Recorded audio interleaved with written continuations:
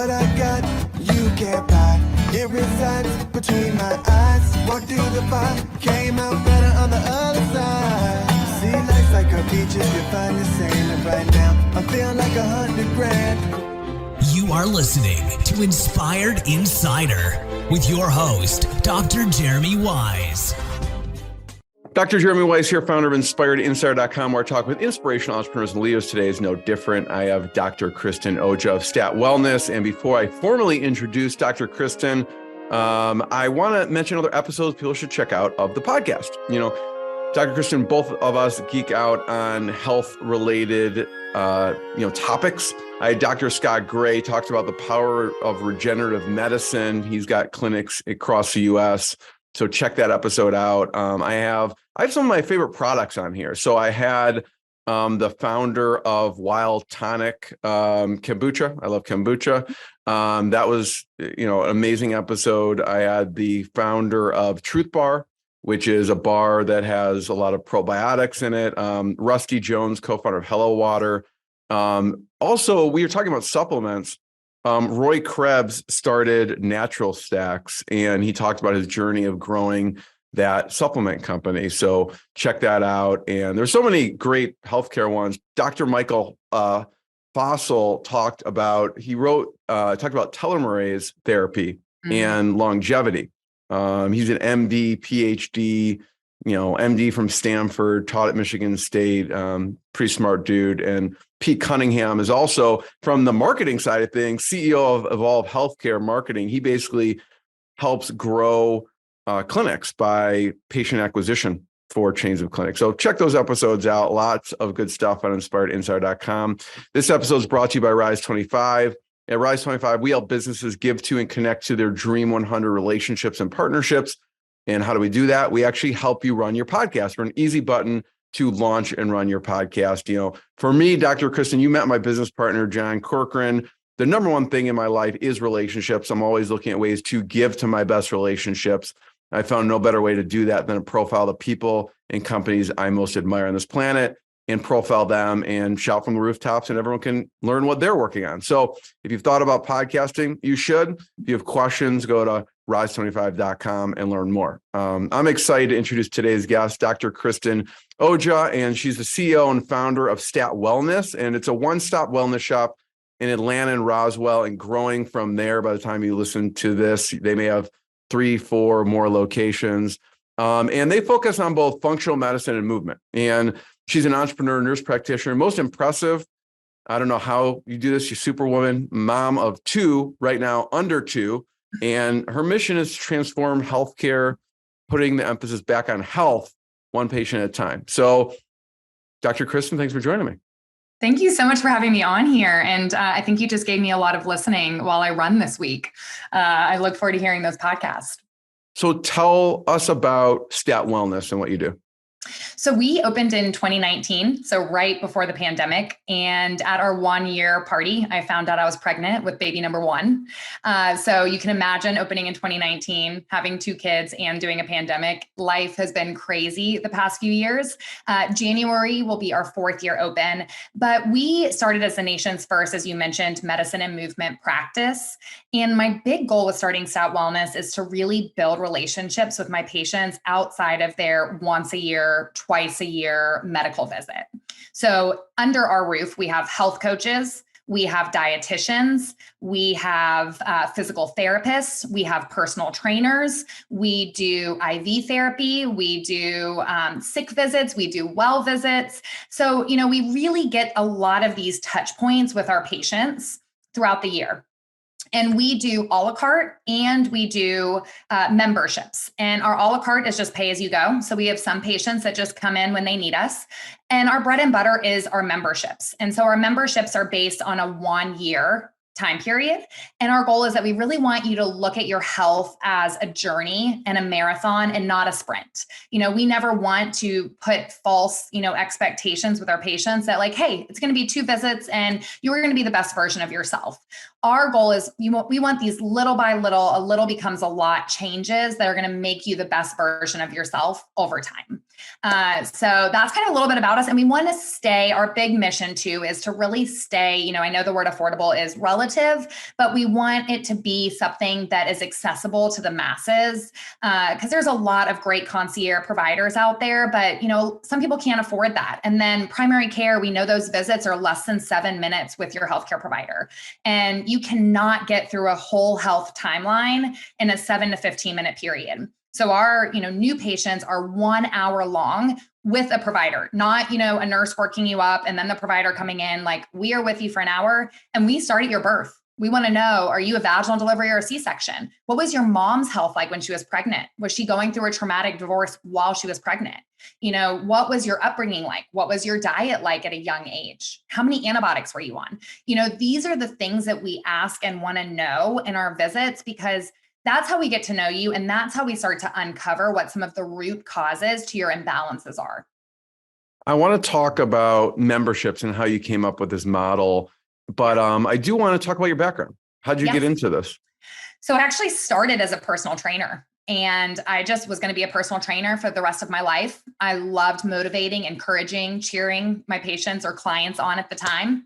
And my parents were like, Kristin, you need a degree. Like, just go to school and get a degree. And everybody told me, do nursing. You can always find a job in nursing. So I became a nurse in the ER and actually loved it because I got 13 miles in a shift. I'm a personal trainer. I'm really into my steps, and I got my Fitbit on and I'm tracking everything. And I love the adrenaline. I'm an adrenaline junkie. But what we were doing was we were treating and treating in the ER, right? We're getting them stable and sending them home and having them follow up with their primary care.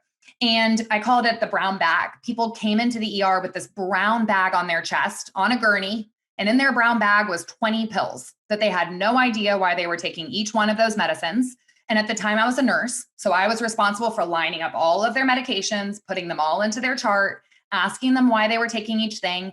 And my patient was like, I don't know, my cardiologist prescribes that. My pulmonologist prescribes that. My endocrinologist prescribes that. My gastroenterologist prescribes that. And as you can see, what in the world is going on? Why are we on these 20 pills? Who's managing your care and uncovering what is the root cause of these things?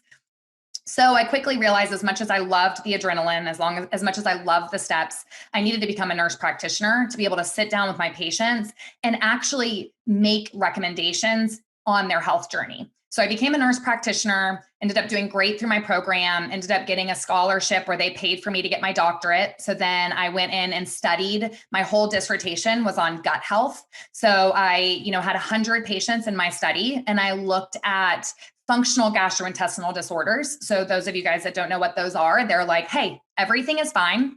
We did colonoscopies, endoscopies, blood work. Everything is fine. We don't know why you have these symptoms that you have. Here's a medication to manage your constipation, your diarrhea, your heartburn. And I put my patients in an 8-week study. And all I didn't even change their diet, which I think is so critical. I didn't even change their diet because that's a hard thing to, make sure we're being very consistent with. So all I did was put them on probiotics, digestive enzymes, and glutamine for 8 weeks. I did nothing else. That was it. And 88% of my patients had statistically significant improvements in their digestive symptoms, which makes you know that there is a cellular component of what's going on. There is a physiological component to IBS. This is not just in our head, right? So, and then from there, I realized again, I'm seeing these patients in integrative and functional medicine, but I'm seeing them for 30 minutes twice a year. Am I really making a difference? And so I started going back into my mind, like, now I'm doing exactly what I want to do, but am I really transforming my patient's life? I want to see them more often. How do I see my patients more often? I put a gym into my medical practice. Now you're coming in and you're moving and you're exercising, and you have unlimited health coaching in this membership. So now I can see you multiple times coming in the door. We can do some of our patients are like, I just need a 15-minute health coaching phone call on my way to work. I'm falling off the grid and I need the accountability. And that's why our membership was created. I love it. I want to talk about the membership, but you're on, talking about gut health and supplements.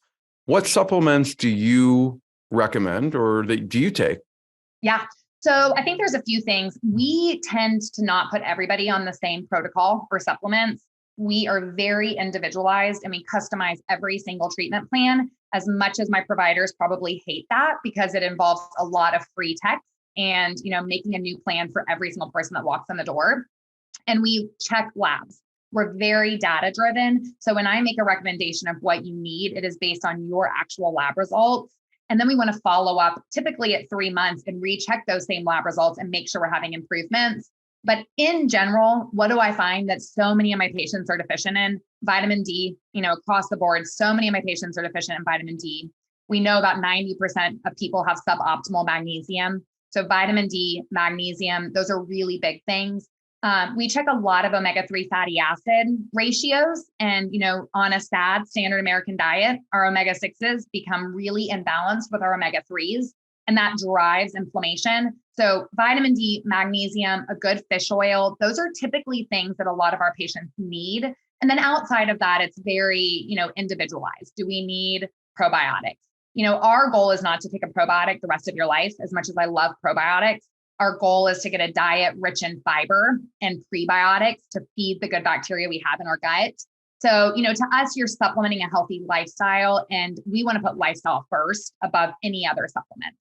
What are some foods, Dr. Kristin, that are high in what people should consume for prebiotics?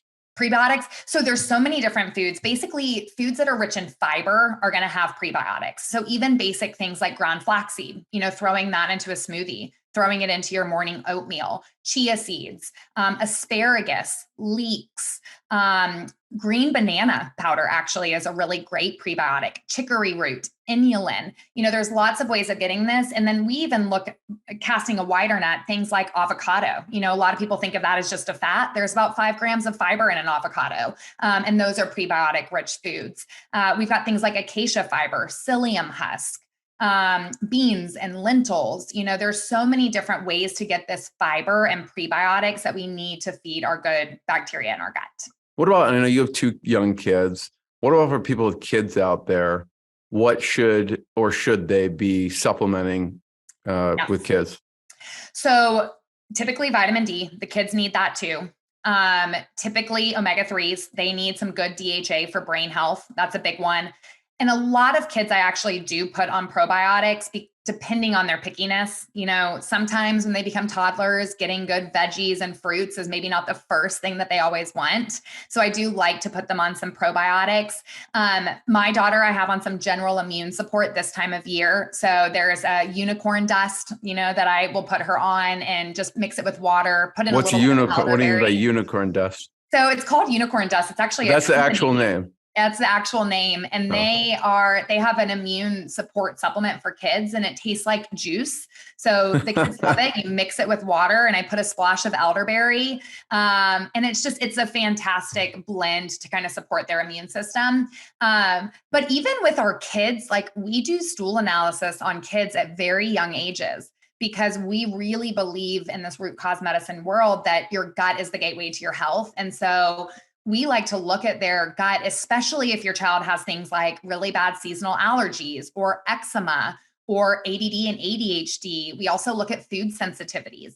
Sometimes we're giving our kids things that are healthy, but for them are triggering inflammation. So when you start seeing behavioral changes or focus issues, we want to start at a very young age with these principles that we do with adults as well. There's some really, I'm blanking on the person's name, looking it up, but there's a bunch on how important gut health is. And do you know who I'm talking about? There's a doctor, there's a lot of books on gut health, but there's this one doctor that I think is pretty prolific. It talks about, that's kind of, I think he has the Grain Brain book, and yes. I'm blanking on the name now, but someone who's listening can look it up. But he does talk about the kind of the foundation is in gut health. Yep. And I know like heart disease is a huge issue, and from a young kids, even right now, are being diagnosed with high cholesterol, high LDLs. What are some ways that you recommend looking into to lower those? Mm-hmm.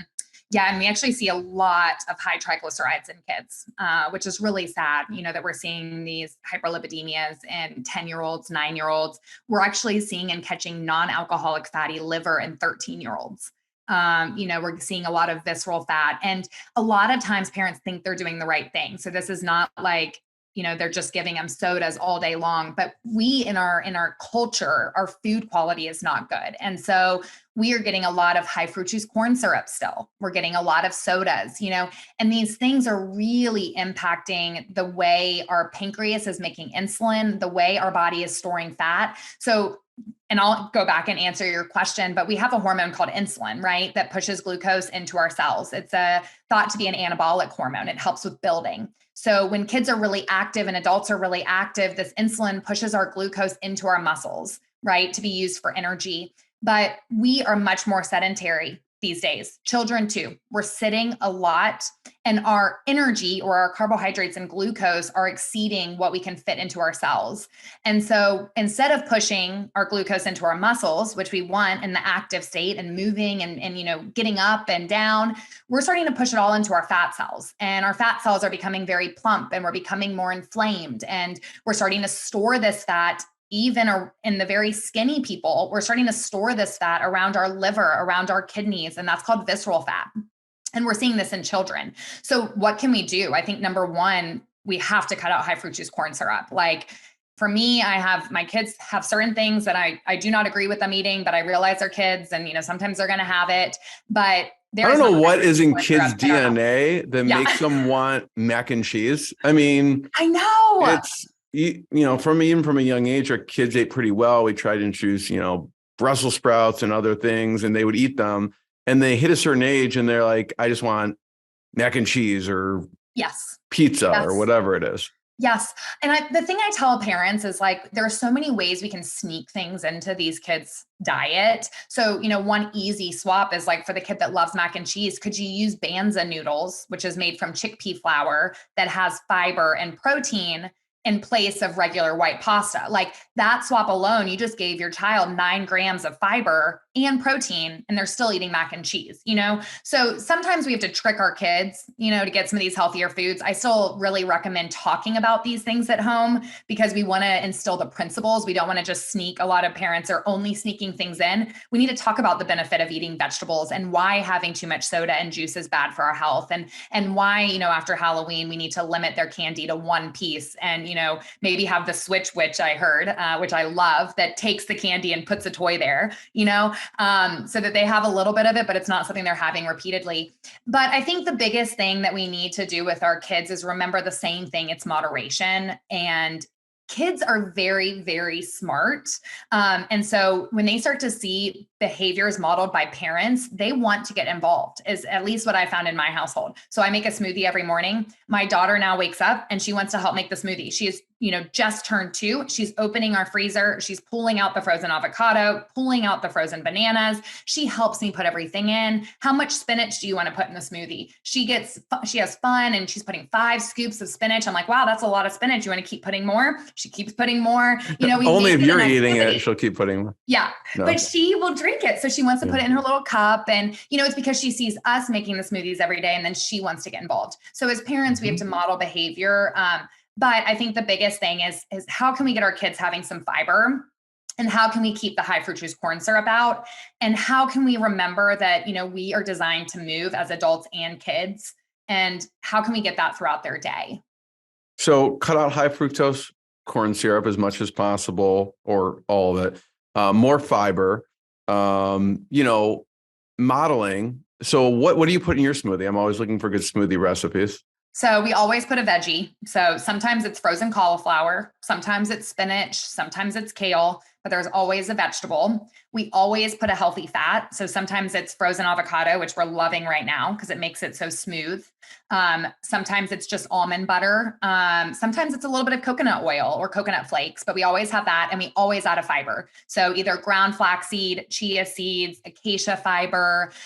We keep the fruit lower in the smoothies. So one of the things, and I don't know when this will be released, but fall is like our favorite season. So we lean into fall flavors in our smoothies. So one of our favorite ones is pumpkin spice. So we actually put a little bit of organic canned pumpkin into our smoothie. We put some cinnamon, we put some frozen avocado, spinach, some ground flaxseed, and it tastes like pumpkin pie. And, it's nice and creamy and delicious. And that's very low sugar. I think one of the big problems that I see with my patients is they will tell me what they put in their morning smoothie. And they did a handful of pineapple, a handful of mango, a whole banana. They put 4 strawberries, and before they know it, this thing has, 75 grams of sugar. It's full of nutrients. I'm not denying that fruit is nutritious, but would you sit down and would you eat that much fruit for breakfast? Would you have a whole bowl of mango, a whole bowl of pineapple, a banana, and strawberries before you left? So, we got to think about what would you eat with a meal, and that's what you're putting in your smoothie. So I try to keep fruit at 1 serving. And with your smoothie, what kind of liquid do you put into it? So I really like unsweetened almond milk. So I do almond milk. Sometimes I do full fat coconut milk if I don't have another fat that I'm putting in there. I do like oat milk, but you just have to be careful with some of the additives in these things. Sometimes I just do plain water. Like I'll just mix water in there. Sometimes we'll have organic green juice and throw that in depending on the smoothie. So it really varies, but I think the biggest thing is, some of these milk alternatives have a lot of fillers. And I actually was reading a study last night on gorgum, which is really it's a fermented fiber. So like when you look at gorgum, it doesn't seem like by itself, it's a terrible ingredient, but we're actually seeing in people with IBD, there's a study that was just released that it was increasing inflammation in their colon. So, some of these fillers that we have in our milks, especially if you have an inflammatory bowel process, may be more harmful than beneficial. Anything else from low for, maybe kids specifically or anyone, lower LDLs, lower triglycerides, anything else for kids as far as increased fiber, cut out high fructose, healthy, you mentioned try and get the veggie, the healthy fat, and then the fiber. Anything else that people should think about? So we actually will supplement plant sterols as a supplement that we'll use to help lower lipids in children. We may also do some low dose niacin, depending on what's going on with the kid and what age. We will also supplement fish oil. So there are some things we do from a supplement standpoint. Bergamot is actually another thing that's citrus that can really lower lipids. So it just depends on the kid's age, the size, and kind of what their baseline is. If someone comes into me and they're doing high fructose corn syrup, the kid's able to have juice and soda, every single day, we're going to just focus on lifestyle first and recheck.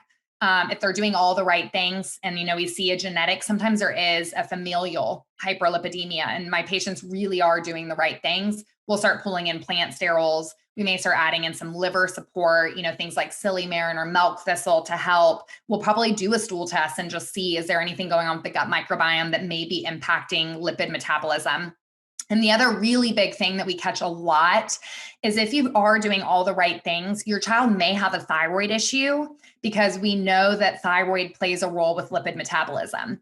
And so I have found a lot of my patients with high lipids, when I check their TSH, they're at like 4.8, which is actually a true hypothyroidism. And once you get their thyroid doing better, they are able to break down their lipids more effectively. So, even when we're talking about lipids, it's not always exercise more, eat less, get more fiber. We've got to look at the whole picture, your gut microbiome, your liver health, thyroid function. And this goes into, stat wellness in your model, because I love, if medicine, right? And it has its place in a lot of things for sick care, but for wellness care, from my experience going to the doctor and my kids going to the doctor, there's, they have an issue. Let's just watch and wait. There's no advice. There's no feedback. There's no protocol, and it's also very compartmentalized. And they're not looking at the holistic person. And so I love your model of wellness, which it looks at the whole person, the whole body. It looks at the data as far as what, blood work. It looks at their their body type and other metrics. So when someone comes in and gets assessed, what are all the things that you look at? But I wanted to share like two really, really quick patients for exactly what you're talking about that get my blood boiling. Is I have the patient that comes in that was told they have Hashimoto's and that there's nothing they can do for their Hashimoto's. And they just every year need to check their thyroid and increase their medication based on their level. That just like breaks my heart because there's so much you can do for Hashimoto's to get to the root cause of the immune and inflammatory issues. And so that is a perfect example. Or the patient that has a positive ANA, but they're not sick enough for biologics. An ANA is anti-nuclear antibody that looks for autoimmune disease. And so somebody may have a positive ANA and some vague symptoms. They feel a little stiff in the morning, their joints hurt. They go in, they get a full assessment. Your joints are looking okay right now. Why don't you come back next year and we'll see how your joints are doing and we can figure out when to start a biologic. Again, those patients, exactly to your point, they just break my heart because this is a warning sign. This positive ANA is a warning sign that autoimmune is going to worsen if we don't make changes. So those are just like two quick examples that came into my mind as you talked about these patients that are just told, like, let's watch. But to answer your question of like what we do. So when you come in as a new patient, everybody gets a body scan. We don't care about the weight on the scale at all. The number on the scale is not a good indicator of your health outcomes at all. So that we don't care about. We don't even talk about the number on the scale. We talk about your composition. So we spend time talking about what is your muscle mass? How is your symmetry? What is your hydration? Where is your water sitting? Is it outside your cell? Is it inside your cell? Where is your visceral fat, that deep, dangerous fat that we know is correlated with diabetes, strokes, and heart disease? So those are the markers that we want to see. And those are the markers we want to track, not the number on the scale. So we do that. We do have some patients, we're very mindful. We ask them, are you okay to see the number on the scale? Some of our patients come in and they're like, no, it impacts my day. The number on the scale impacts my mental health. So we cover up the screen. We look at the data points. We talk about their composition. We put it in their chart and we never tell them the number on the scale. I think that's really important. So we ask all of our patients that. And then we dig into their health timeline. So then the next hour is spent talking about every single thing that you've been through throughout your life, when your symptoms started, what was going on in your life, what was your living conditions, where were you living? And then we get into today. Tell me about what a day in the life of you looks like today. What time do you wake up? What time do you eat? What kind of things are you eating? How do you feel throughout the day? Do you want to take a nap at 3 o'clock? Are you feeling tired and wired at night? We get into their whole history and then we get into today. What does the day in the life look like? And then that helps us uncover what labs we should run. We don't even run the same labs on everybody. So you may come in and through your history, I'm like, okay, you've been on a lot of antibiotics. You're dealing with some skin rashes. You're bloated. You crave sugar. You have brain fog. I'm going to run some yeast markers on you. I may not run that on the person I see right after you, or somebody may come in and everything is so inflammatory. They're having migratory joint pain. They're having fevers out of the blue. I may do further autoimmune testing and I may look at how their immune system as a whole is doing or see if I can see signs of co-infection. So it's very individualized. This is awesome. Do you do virtual? We do. So we do virtual if our patients. Because if someone's listening to this and they're like, this sounds amazing, but you have locations in Georgia right now. Wait till the state come towards you. How does it work virtually? So we work with patients virtually as what we call a consultant on their health. If we're not licensed in your state, we actually medically can't make recommendations. It's tightly regulated. It's a little bit better post-COVID, but we couldn't prescribe anything for you. And then if we do make recommendations from a lifestyle or supplement standpoint, we have a little clause, you need to have a local primary care. Make sure it's fine for you to do this. So we work with patients as a consultant, but we actually do have a lot of patients that come into our office from out of state to establish the medical relationship. So then we are able to prescribe and recommend. And then we recommend that you come once a year, and then we can do telemedicine all in between. So those are kind of two options. Some people are like, I just want to hear like what you would recommend. What are some things that you hear from our history? That's the consulting part.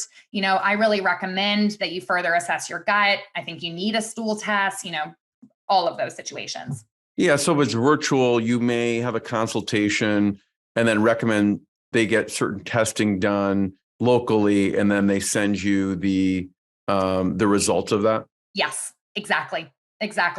Yeah. And there's certain things that, patients, they'll be like, we use LDN, for example, low dose naltrexone to help with the immune and inflammatory cascade. Some of our patients have gone to their primary care. Their primary care is like, you know what? I don't know if this is going to work or not, but I'm happy to prescribe it. This is the dose you recommended. Here's the prescription. Let's see how you do.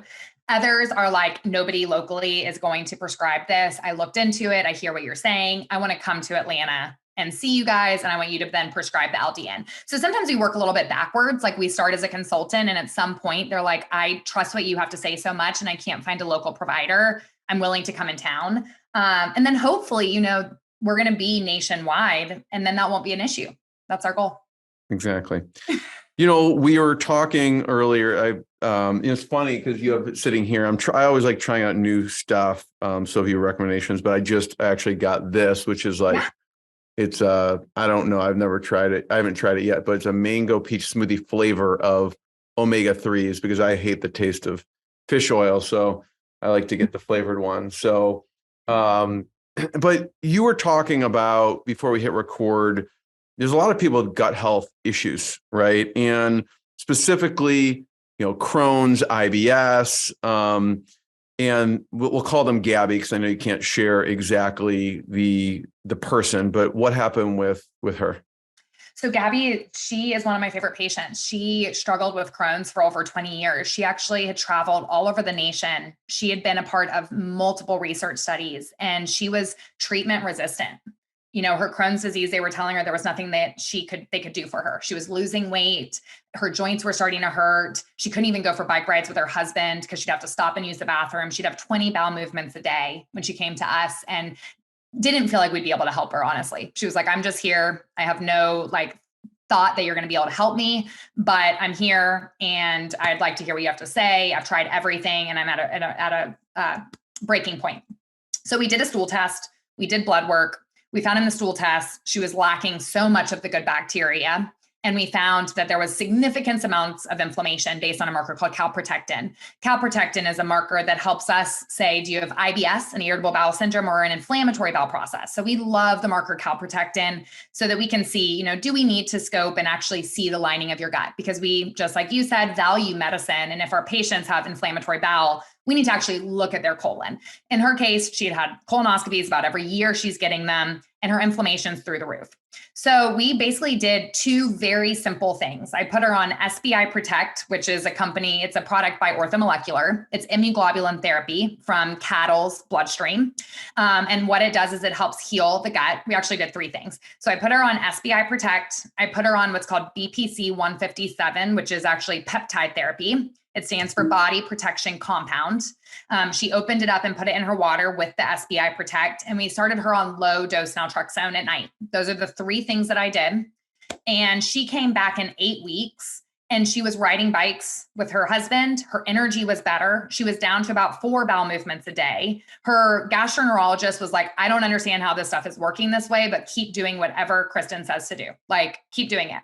And that for me was just such a good moment when this person was treatment resistant and it was not these crazy things we needed to do. Her diet was already on point. I mean, she had done the, low FODMAP. She had done the specific carbohydrate diet. She had done gluten-free and dairy-free and no sugar and all these things. But just looking at her gut, getting those good bacteria up, which we didn't even actually do until phase 2, because sometimes when they're lacking all of the good bacteria and they have a lot of dysbiosis, and all that term means is an imbalance of good and bad bacteria, sometimes you have to calm the inflammation and get the gut lining a little bit stronger first before you just pile on probiotics, because they may feel more bloated, more discomfort. And so at 8 weeks, she was doing a lot better. We then added in some really good, strong probiotics, and she continued to have improvement. She's still not 100%, but the fact that we've been able to cut her calprotectin in half, we've been able to bring her bowel movements from 20 bowel movements a day to 4. She feels like she's a human. She has strength. She's putting weight on. These are our perfect example of how functional medicine and, really working on the healing and the pathophysiology of what's going on can make a huge difference. Let's talk about menopause.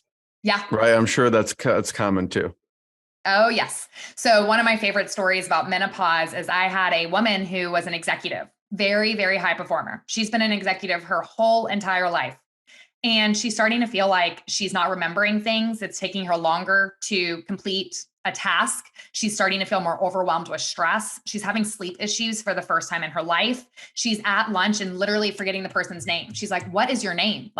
I'm starting to get really worried. So she goes in, her primary care says that she probably needs a psychiatrist. She's been under a lot of stress as an executive. Psychiatrist diagnosed her with adult onset ADD and ADHD, wants to put her on a stimulant. She doesn't want to take a stimulant for the rest of her life.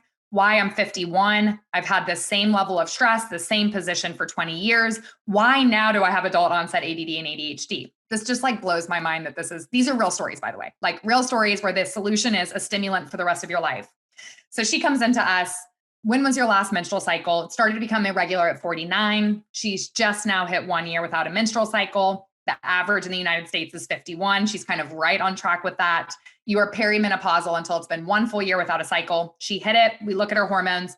She is so depleted. Her progesterone is less than 0.01. She has no progesterone in her body. All we did was start her on some progesterone at night. She came back for a follow-up at 8 weeks. Her progesterone was only up to 1.5, which in menopause, we like it above 1.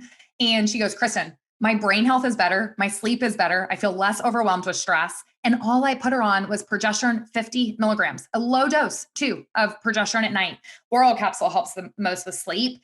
And that is another perfect example of understanding the root cause of what's happening. And if she were to go the route of the rest of her life taking stimulants, what would that have done? And there's not anything wrong with stimulants when needed, but understanding the root cause for her, this was not an adult onset ADD and ADHD. And stimulants were going to suppress her appetite. They could make her have a lot of ups and downs, could make her feel more emotional, could increase her cortisol more, which we already know her cortisol is high because she has no progesterone, she's not sleeping, and she's overwhelmed. So, what all is in her stress bucket? And that stimulant could have just tipped her. Where for us, we were working on calming and relaxing and improving that brain health. Kristin, I have one last question. And before we get to it, I just want to tell people, check out statwellness.com, everything they're working on there. Check out more episodes of InspiredInsider.com. Last question is, managing work, business, and kids. Yeah. What do you do? How do you do it all? Yeah. And I know we were talking about this before, and I am a person that has always worked, even when I don't need to work. I worked at Einstein Bagels at 5 a.m. before high school. My dad was like, why are you working at Einstein Bagels? You made $10 this morning before you go to high school. So, I want to preface this by saying part of this is deeply embedded in me, this entrepreneurship and this grit that I thrive, on a full plate. And I do test my adrenals all the time. I do saliva hormone test. I do blood work every 3 months. So I make sure my body is handling the stress appropriately, which I think is really important. But to answer your question about how you do it all, kids, business, you don't. The answer is you don't do it all. You can't possibly do it all. Something is going to not be 100%. And we know that, and it changes depending on the season. So the thing that I talk about with my patients and that I live by myself is I always have a couple non-negotiables. No matter how busy my season of life is, I have some very, very basic things that in the busiest of the worst of the busiest days, I will still do. And some of the most basic things that I do is I drink 16 ounces of water first thing in the morning. Like I know I'm waking up dehydrated. I know water gives me energy. It fuels my brain every single morning, no matter how crazy it is. I'm drinking 16 ounces of water. I also start and end my day with 4 super slow, deep breaths. No matter what happens, I have a minute to do slow, deep breathing every morning and every night. It's the way I ground myself. It kind of calms me down from the craziness. And it's something that I can consistently do. So that's a big thing. And the other thing is actually something I've had to train myself over the last 2 years of becoming a mom is, to me, I was a marathon runner. I was a strength training coach. I was a personal trainer. When I exercised for 45 minutes to 60 minutes. That's what my workout was. I can't fit in 45 or 60 minutes. And so for a while, I just didn't exercise. I realized I was like, okay, I'm going to eat really clean. I'm going to drink my water. I'm going to do my breathing. I'm going to prioritize sleep, but I just can't exercise. I can't fit it in. And then I realized I coach my patients through this all the time. Exercise does not have to be 45 to 60 minutes, right? So we got some equipment in our basement and I realized all I needed was 10 minutes. I chose 3 exercises. So this is what I do now is I pick 3 exercises that I'm going to do, and I do each one for a minute, and I do 3 rounds. That's 9 minutes. And then I do 1 minute of stretching and deep breathing. And that is my 10 minutes. And I move for 10 minutes a day. And that is what I can commit to in my non-negotiable. If I have a good day and I can do a 45-minute workout, that is amazing. And I feel so happy about it. But this all or nothing, it doesn't work, right? It just does not work. And I got quickly into that trap. And so big things for me, 10 minutes of movement a day. And surprisingly, I'm sore. If I have a high kettlebell and I'm doing kettlebell deadlifts, doing a minute of that 3 times, like you will feel it in your glute and your hamstring. That was 3 minutes. That's it. So that water every morning and deep breathing, those are my non-negotiables. And then the other big thing from a business perspective is tackle the top priority first thing in the morning. Don't do the easy tasks that you want to check off. Don't, spend all this time going through all of your emails and adding to your to-do list. What is the one thing that you have to get done before you go to sleep that night? Do that first, because then you can go to sleep that night, right? That was the other thing, like the really big things. I'm an achiever. I love checking things off my list. So I would be like, okay, knock off all the things I can, put these check marks in and feel really good. But then the thing that took the most brain power, and that was my top priority, I was putting off. And then the kids go to bed and then I'm staying up late doing this thing I had to do rather than flipping it around. So, basic things, but I think don't tell yourself that you're going to do everything perfectly the way you want to do it when you're doing all the things, because you can't. But what are your non-negotiables? What can you commit to on the most busy day to always do for yourself? And then anything you do beyond that is excellent and awesome, but you did your non-negotiable. And then tackle the biggest task first, and then you can go to sleep. Love that. There's a book I listened to a long time ago, Eat That Frog by Brian Tracy. Yes. Who talks about exactly that. You got to eat that frog first thing in the morning. Do what is going to be the most difficult. Dr. Kristin, thank you. Thank you so much. I could listen to you on and on and on for hours about different conditions, but everyone should check out statwellness.com, check out more episodes of InspiredInsider.com, and we'll see you next time. Thank you so much for having me on. What I got, you can't buy. It resides between my eyes. Walked through the fire, came out better on the other side. See, life's like a beach if you find the sailing right now.